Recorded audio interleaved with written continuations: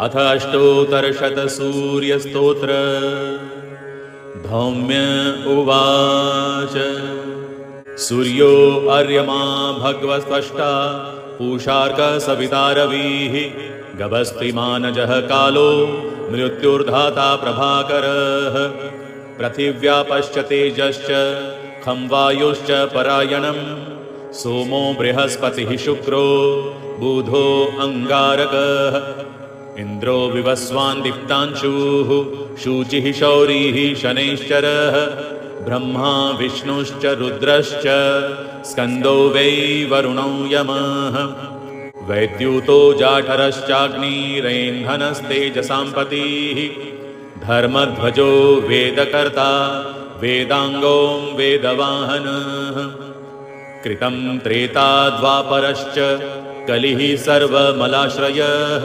कलाकाष्ठा मुहूर्ताश्च क्षपायामस्तथाक्षणः। संवत्सरकरो अश्वत्थः कालचक्रो विभावसुः। पुरुषः शाश्वतो योगी व्यक्ताव्यक्तः सनातनः। कालाध्यक्षः प्रजाध्यक्षो विश्वकर्मा तमोनुदः। वरुणः सागरोंशश्च जीमूतो जीवनोरिहा। भूताश्रयो भूतपतिः सर्वलोकनमस्कृतः। स्रष्टा संवर्तको वाहिनः सर्वस्यादिरलोलुपः।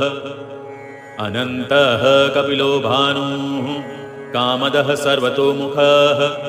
जयो विशालो वरदः सर्वधातु निषेचिता। मनः सुपर्णो भूतादिः शीघ्रगः प्राणधारकः। धन्वन्तरिर्धूमकेतुरादिदेवोदिते सुतः। द्वादशात्मारविन्दाक्षः पिता माता पितामहः।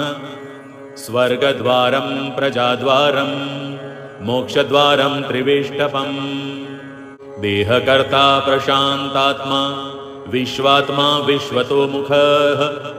चराचरात्मा सूक्ष्मात्मा मैत्रेयः करुणान्वितः। एतद्वै कीर्तनीयस्य सूर्यस्यामित तेजसः। नामाष्टशतकं चेदं प्रोक्तमेतत् स्वयंभुवा। सुरगणे पितृयक्षसेवितं यसूरनिशाचरसिद्धवन्दितं। वरकनकहुताशनप्रभं प्रणिपतितोऽस्मि हिताय भास्करम्। सूर्योदये यः सुसमाहिताः पठेत् स पुत्रदारान् धनरत्नसञ्चयान्।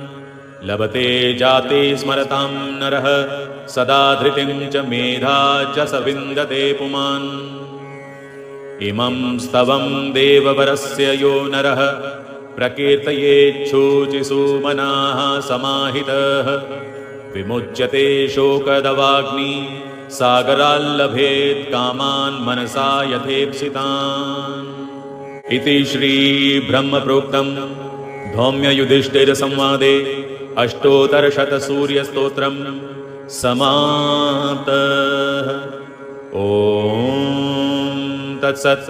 श्रीसूर्यनारायणदेवता प्रियतां नमः।